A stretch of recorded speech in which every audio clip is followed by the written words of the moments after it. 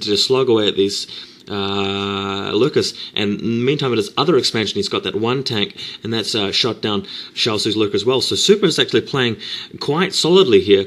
He's getting rid of these lurkers, he's stopped XiaOzI's drops, and importantly he knows that XiaOzI is dropping him from now on. He knows that the drop tech is totally been invested in, and it's a matter of him being prepared the next time, and that's really the thing. Terran versus Zerg, if you get dropped once, you generally have the resources to defend it, and meanwhile Hive going up for XiaOzI. You have the resources to defend the first drop, but you're weakened against the second drop. That's why you need to automatically respond and immediately get turrets up in your weakest points, maybe get a bunker or two, get some tanks sieged up and ready to go, and play it defensively for a bit until your economy can overtake your opponent. And wow, a huge drop coming in here. We've got a good 8... yeah, that I count 8 Overlords just coming straight over the top of Super's expansion. The Marines are there to shoot at the Overlords, but unfortunately the Marines are actually sniping the Overlords and getting thrashed by the Lurkers in the meantime. A lot of SCVs being lost. Fairly successful drop there by XiaOzI. It's not going to totally cripple Super, and this is what I'm talking about, the turrets right in there. Oh my god. XiaOzI has actually lost an Overlord, and that entire drop has totally been deflected. Super doing a very good job there, but he has lost his mining SCVs at his expansion. A big column of tanks charging in, sieging up. These lurkers are going to be trashed as soon as they get shelled there. And XiaOzI has found a different opening to Super's base. He's moving the lurkers right in here.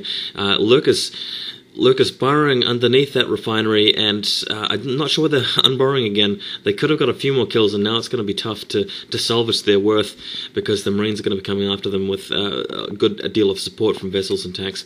Although, looks like XiaOzI might be able to get a few hits in, and if these SCVs are already wounded, he's going to get some kills. He's got a couple of kills there, as you can see that the long range of the spines managed to shoot a couple of SCVs. Like that.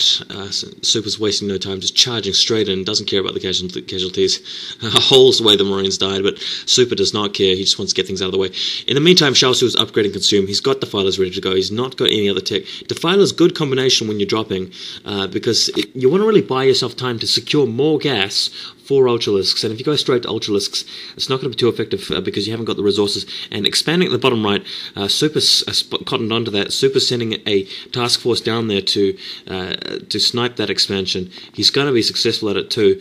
XiaOzI hasn't got any units in the area to deal with that, and he's just loading up for more drops. And I've got to say that Super's going to be more and more prepared for these drops if he knows what's good for him. And he's swatting these expansions down very well. He's content to leave XiaOzI on 3 bases while he maintains his own 3-base setup. And when that kind of dynamic same base economies happen in TVC, the Terran tends to stay ahead. Got another drop coming in. Super still hasn't sealed up this vulnerability that he has in the middle section of his base, right now where the starports are. And XiaOzI's walking all over that. He's sending a lot of Zerglings in. They're going to take out this tank. Tank's not going to do a thing. The Zerglings are going to be free. And oh my god, a swarm just went down over Super's natural over here, the unprotected natural. The SCVs have to be evacuated straight away. Oh my god, these Zerglings going to town on the scanners, and if they're clever, they'll be hitting the missile turrets as well. A swarm going in on Super's front door. It's going to be a while before he spots this, but yeah, I think Super sees this now. Super gets his Marines out of the way, just shooting at the lurkers that are outside of the swarm. But that one on the edge, that's unfortunate. Those Marines weren't able to shoot it because it counted as being inside the Dark Swarm matrix. Oh, very unfortunate. SCVs had to be cleared out, so no mining going on at the natural for Super. XiaOzI's got still 3 bases up and running, and Super's kind of on the back foot here, but having said that, XiaOzI doesn't have a great deal of forces, so he's really attacking piecemeal, and I feel that Super will be able to recover. He's still got that force down at the bottom to clear out that expansion. XiaOzI hasn't been able to secure any more gases, and he's spending gases on Defilers now. He's spending gas on making more lurkers. He's trying to expand again at the top left. If Super managed to keep this up, he'd be able to attack there. If I were XiaOzI, I'd just put maybe 1 or 2 lurkers over there to help defend that. And now an Ultralisk Cavern's going down. I'm not sure if XiaOzI has the resources to support this. He's going to need to get the Ultralisk upgrades and build Ultralisks and continue with his lurkers in the meantime. Otherwise, Super's going to get into a good position against these Ultralisks. Super hasn't been going heavy on the vessels though, so he's going to have to rely on tanks more to deal with the Ultralisks. But I mean, you definitely can rely on tanks to deal with Ultralisks if you've got enough of them and if your position's good.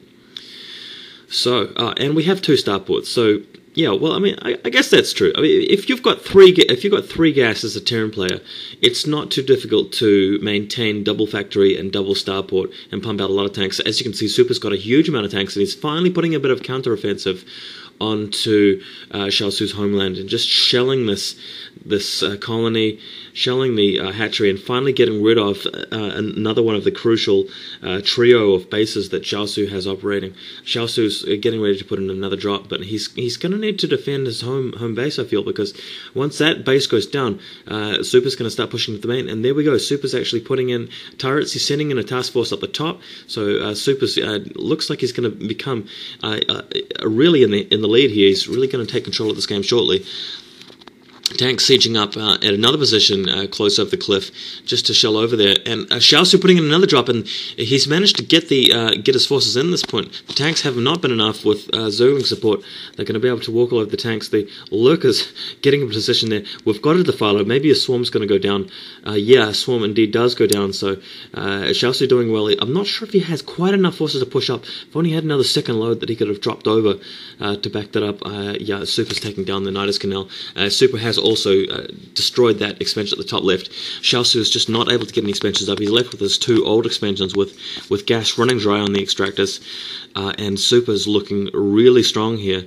He's looking really good, and I've got to say that Super's definitely in the lead right now. They can't be disputed. This is a good move.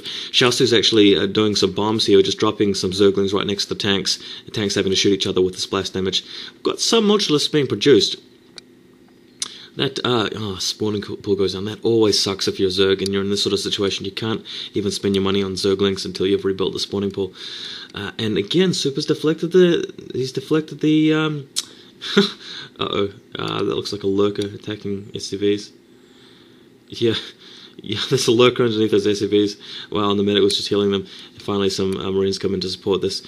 But maybe not. This single lurker is only being attacked by one single Marine, and that, oh no, don't leave him alone. Oh fuck, the lurker's actually killed all of the Marines now, so that single lurker is actually getting its money's worth out of those troops. Finally the tanks had come in to put it down, but yeah, that was nasty. Super's attack's been stalled here, so XiaOzi may still be in the game here. It's good to see that XiaOzi's keeping this entertaining. He's still got his hive, still got Ultralisk cavern. He can't really afford that many Ultralisks. If he can get another gas from somewhere, somehow, then you'll start to see Ultralisks coming in. But large vessel cloud, I think that Super's going to be able to irradiate them and then pound them to death with the tanks. So, yeah, still got to give Super the lead here. Got his forces hanging around piecemeal, and that's tough. I mean, in a game of StarCraft like this, it's really tough to just remember everything, because if little fights are sort of starting up and finishing in all these different little places, and you've got so much stuff to do that you always forget where your units are, and that's why you have these little pockets of units sitting around the map that players aren't controlling, and you see that quite a bit in StarCraft later in the game. XiaOzi has built up a significant force of Ultralisks, Imbultulisks, as I like to call them. And a drop going in with a double lurker attack behind the mineral line. And so a lot of SCVs being lost. This has totally shut down the expansion, but the vessel cloud coming in and taking out and so much energy there that Super decided to just irradiate the Overlord again, just in case it had more units in it, of course. I mean, you don't want to leave that to chance. And those 2 lurkers are going to be going down. Super's expansion will be able to carry on straight back to work. And we'll be seeing more stuff happening. Well, huge force getting ready to come in and take Super out. XiaOzi out once for all. A swarm has stopped him from advancing, but that Defiler is going to be shot any second now. No, it's not being irradiated. Scourge is coming in. That's painful. Still hasn't taken out the Defiler. Why aren't you taking out that Defiler, Super? Surely you've got more stuff. Wow, this looks big. Big drop coming in. Big drop coming in with Ultralisk included. Ultralisk and Zerglings coming down into Super's natural. This is going to ride straight over the tanks. These tanks do not have a chance against those Ultralisks. And wow, I feel like Super's putting, XiaOzi's putting a lot of eggs into this basket. But he's got to do some crippling damage here. Because if he loses this force, he's not really going to be able to afford many more Ultralisks.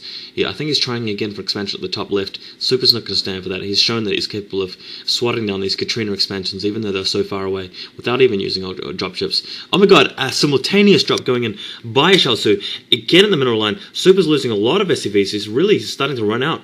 And simultaneous expansion by XiaOzi at the top left and bottom right. So Super's going to be really stretched in here. XiaOzi is actually playing very well here. He might have a chance to get back into the game.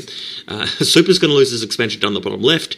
Super is trying to push in at the top. Oh, here we go. Task Force come in to take out the bottom right. So that's not too bad. Super's doing very well here. He's not able to take out he's not able to press in to XiaOzi's main because of that Defiler camping around with Swarm. And ouch, that Lurker's just inflicted so much damage. All he took is one Lurker, and that's the thing about Lurker.